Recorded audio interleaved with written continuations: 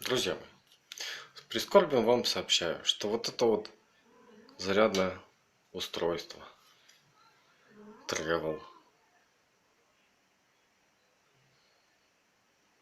не может сфокусироваться камера,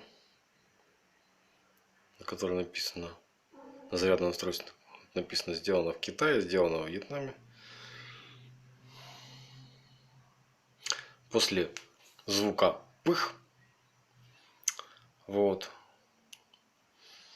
ощутимо пахнет чем-то сгоревшим.